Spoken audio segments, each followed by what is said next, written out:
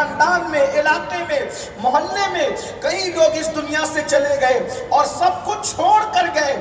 کس قدر بے وفا ہے یہ دنیا، کس قدر یہ غدار ہے دنیا، کس قدر ناپائیدار ہے دنیا کہ جب انسان دنیا سے مرتا ہے ایک ہی لمحے کے اندر نہ اس کا مال اس کا ہے، اللہ اکبر، نہ مکان اس کا ہے، نہ دکان اس کی ہے، جس کے لیے رات دن محنت کی انسان نے، وہ سب کچھ انسان کو چھوڑ کر کے اسی وقت جانا پڑتا ہے.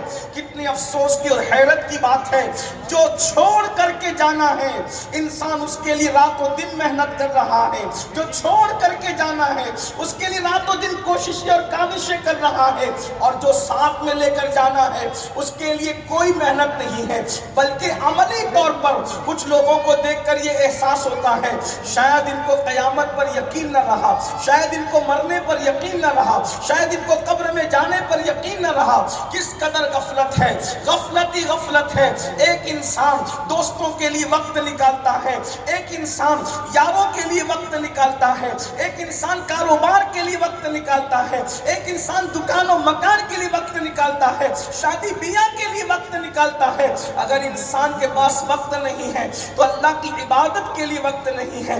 اللہ اکبر، وہ اللہ جس نے ساری نعمتیں عطا کی، وہ اللہ جس نے پیدا کیا، وہ اللہ جس نے رزق دیا، وہ اللہ جس نے روزی دی، وہ اللہ جس نے اچھے ماں باپ دی، وہ اللہ جس نے مکان دکان سب کچھ عطا کیا.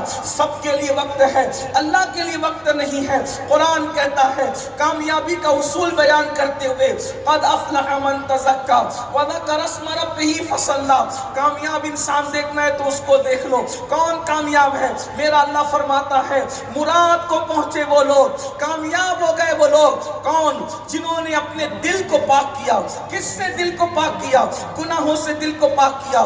دل میں گناہوں کی محبت کو رکھنے والوں کامیابی کا پہلا زینہ قرآن بتا رہا ہے.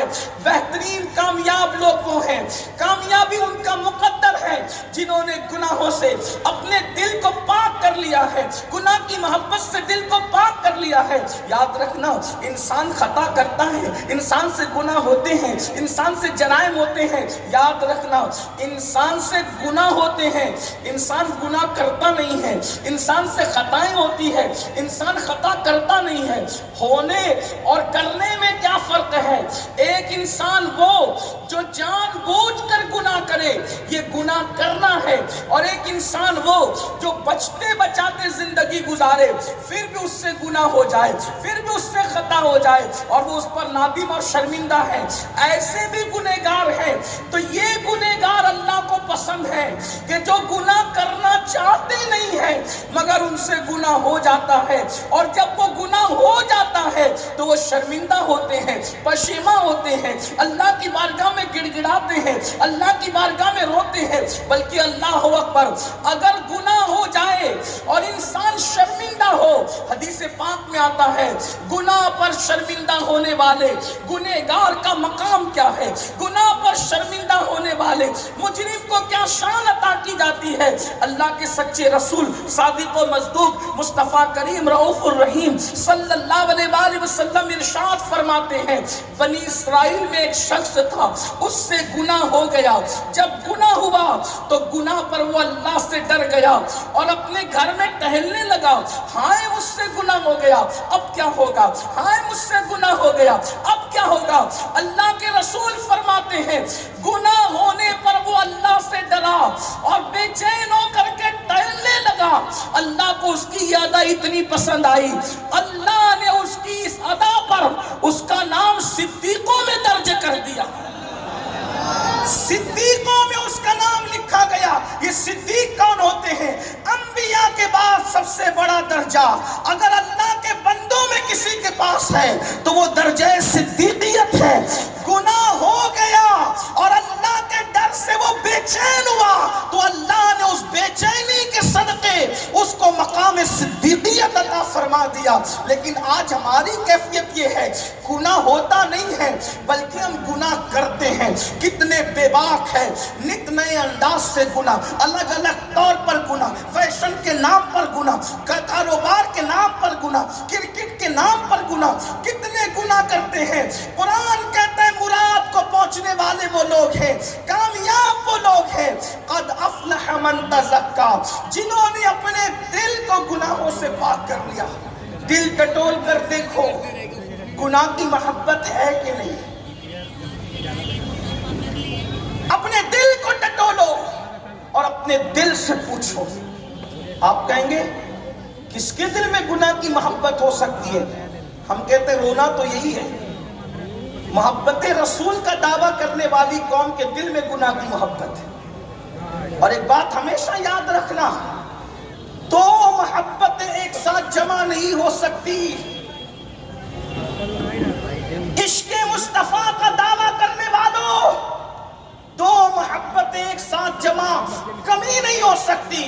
جس کے دل میں عشق مصطفیٰ ہوگا اس کے دل میں کبھی گناہ کی محبت نہیں ہوگی، اور جس کے دل میں گناہ کی محبت ہوگی اس کے دل میں عشق مصطفیٰ کبھی نہیں ہو سکتا۔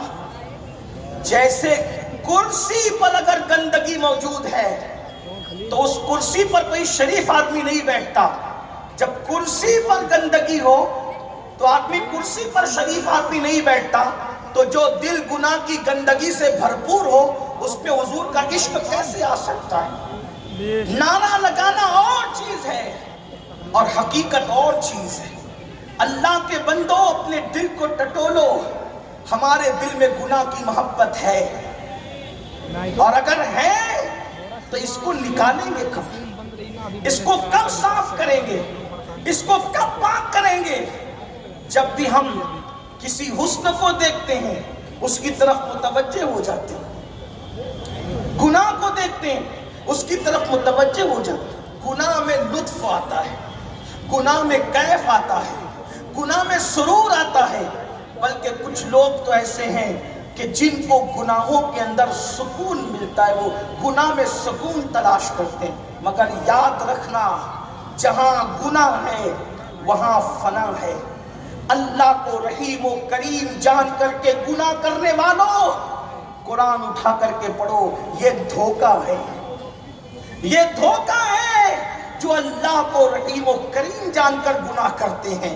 اللہ یقیناً رحیم بھی ہے اور کریم بھی ہے، مگر نیکیاں کر کے اس کو رحیم و کریم جان کر کے یہ تمنا کی جائے کہ اپنے کرم سے ہماری نیکی کو قبول کر لے۔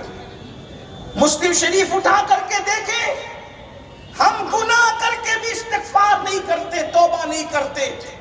اللہ کے رسول سید المعصومین جب نماز کا سلام پھیرتے تو نماز کا سلام پھیر کر حضور 3 مرتبہ اللہ کی بارگاہ میں توبہ کرتے، استغفر اللہ استغفر اللہ استغفر اللہ۔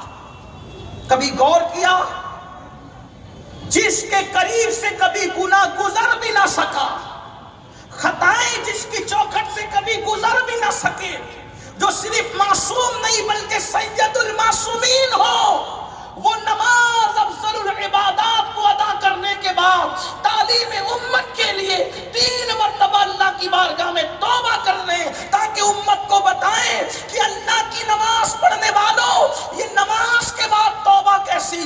گناہ کے بعد توبہ کرنا سمجھ میں آتا ہے، لیکن نماز کے بعد توبہ کیسی؟ تو گویا کہ ذہن دیا جا رہا ہے نماز پوری کر کے اس لیے توبہ کروائی جا رہی ہے، مولا میں تیری عبادت کا وہ حق ادا نہ کر سکا جیسا کہ عبادت کرنے کا حق ہے۔ حضور تو جان عبادت ہے، حضور کے لیے نہیں کہی جا رہی یہ بات، ہمیں تعلیم دی جا رہی ہے۔ حضور نماز کے بعد استغفر اللہ پڑھ رہے ہیں، جو ساری عبادتوں میں افضل ترین عبادت ہے، اس کے بعد حضور استغفر اللہ 3 مرتبہ پڑھ رہے ہیں۔ کبھی گناہ کے بعد بھی ہم نے استغفر اللہ پڑھا ہے؟ کبھی حرام کام کے بعد بھی ہم نے توبہ کی ہے؟ ہمارے دلوں میں گناہ کی یہ محبت ہے، اور جب تک گناہ کی محبت رہے گی، اللہ کو رحیم و کریم جان کر اگر کوئی گناہ کرے کہ اللہ معاف کرے گا، تو اس کو پتہ ہونا چاہیے قرآن پڑھو، قرآن، اللہ کی کتاب پڑھو۔ اللہ رب العزت نے انبیاء کی اولاد کو، عام انسان نہیں، انبیاء کی اولاد کو، انبیاء جب انہوں نے گناہ کیے، جرائم کیے، پاپ کیے، تو اللہ نے اولاد پیغمبر میں سے کسی کو سور بنا دیا، کسی کو بندر بنا دیا، میں اپنے نوجوانوں کی توجہ چاہتا ہوں، میں قرآن کا حوالہ دے رہا ہوں، آپ قرآن اٹھا کر پڑھیں۔ یہ قوم لوط کون ہے؟ قوم لوط کون ہے؟ قوم عاد کون ہے؟ قوم سمود کون ہے؟ یہ کون ہے قومیں؟ یہ سب بنی اسرائیل ہے۔ اور بنی اسرائیل کا مطلب کیا ہے؟ بنی اسرائیل کا مطلب ہے اولاد یعقوب۔ اور یہ یعقوب کون ہے؟ علیہ السلام، نبی ابن نبی، نبی کے بیٹے نبی، نبی کے باپ نبی۔ ان کے باپ حضرت اسحاق ہے علیہ السلام، وہ بھی نبی۔ ان کے دادا ابراہیم ہے، وہ بھی نبی۔ ان کے بیٹے حضرت یوسف ہے، وہ بھی نبی۔ ان کے پوتے بھی نبی، پر پوتے بھی نبی۔ یہ حضرت یعقوب علیہ السلام ہے۔ ایسے عظیم اور جلیل القدر پیغمبر کی اولاد نے جب اللہ کی نافرمانی کی، اللہ نے ان کو سور اور بندر بنا دیا۔ اب ہم سوچتے ہیں کہ ہم زنا کریں گے پھر بھی جنت ہمارا ٹھکانہ ہے، شراب پیئیں گے پھر بھی جنت ہمارا ٹھکانہ ہے، سود کے دھندے کریں گے پھر بھی جنت ہمارا ٹھکانہ ہے، عورتوں پہ پاپ کی نظر ڈالیں گے پھر بھی جنت ہمارا ٹھکانہ ہے۔ اللہ کے بندو، اللہ کی شان غیرت کا اندازہ کرو۔ ایک پہاڑ ابھی بھی دنیا میں موجود ہے، اس پر ایک عورت پتھر کی بنی ہوئی ہے۔ لوگ جاتے ہی عورت کے لیے دیکھتے ہیں، وہ عورت کون ہے آپ کو پتا ہے؟ جا کر کے تاریخ پڑھو۔ اللہ اکبر، خواتین موجود ہے تو ان کی بھی توجہ چاہتا ہوں۔ اللہ اکبر، وہ لوط علیہ السلام کی بیوی ہے، وہ پاپی نہ تھی لیکن پاپیوں کی ہمنوا بن گئی۔ جو پتھر پاپیوں پہ پڑے، اللہ نے وہی پتھر نبی کی بیوی پہ ڈال کر اس کو بھی پتھر بنا دیا۔ آج بھی وہ پتھر کی شکل میں پہاڑ پر کھڑی ہوئی لوگوں کو دعوت عبرت دے رہی ہے کہ خدا کا رحیم و کریم ہونا کہیں تمہیں دھوکے میں نہ ڈال دے۔ وہ رحیم بھی بے مثال ہے، وہ غیور بھی بے مثال ہے۔ اگر وہ غیرت کرنے پر آئے تو پھر نبی کے بیٹے کو بھی سزا دیتا ہے، نبی کی بیوی کو بھی سزا دیتا ہے۔ بھول گئے؟ اللہ اکبر، وہ کون سا جرم ہے جو آج امت مسلمہ میں نہیں؟ وہ کون سا گناہ ہے جو آج امت مسلمہ میں نہیں؟ اللہ اکبر، حضرت سیدنا نوح علیہ السلام جیسے اول العزم پیغمبر، جلیل القدر پیغمبر، ان کا بیٹا ایمان نہیں لایا۔ توجہ کرنا، آنے جانے والوں پر توجہ کرنے کی بجائے تھوڑا سا آپ میری گفتگو پر توجہ کریں۔ ہو سکے تو اب جو جہاں ہے اس کو وہیں روک دیں۔ منتظمین سے مہربانی کہ وہ جو جہاں ہے اسے وہیں روک دے تھوڑی دیر کے لیے، اس لیے کہ اس طرح کی گفتگو اس چلت فرت کے ماحول میں کچھ مشکل سی نظر آتی ہے۔ ایک بار سب مل کر کے بلند آواز سے درود شریف پڑھ لیں۔ اب جو جہاں ہے اسے وہیں رہنے دے۔ اللہ رب محمد صلی اللہ علیہ وسلم، درود شریف پڑھنے کے لیے کہا گیا، ذرا آواز بلند پڑھ لیں۔ اللہ رب محمد صلی اللہ علیہ وسلم، نحن عباد محمد صلی اللہ علیہ وسلم وعلا ذوی وآلہ ابد الدہور وکرما، صلاۃ و سلام علیک یا جد الحسن والحسین۔ بات آگے بڑھائی جا سکتی ہے؟ سب لوگ تھم گئے؟ ایک بار پھر رسول برکت کے لیے درود شریف پڑھنے تو بات آگے بڑھ جائے گی۔ رب صلی وسلم دائما ابدا علی حبیبک خیر الخلق کلہم، جزا اللہ عنا سیدنا مولانا محمد صلی اللہ علیہ وآلہ وسلم و اہلہ، صلاۃ و سلام علیک یا جد الحسن والحسین وعلی آلک و اصحابک یا جد الغوث الثقلین۔ اللہ کی خفیہ تدبیر، اس کی شان غیرت تھوڑی دیر کی۔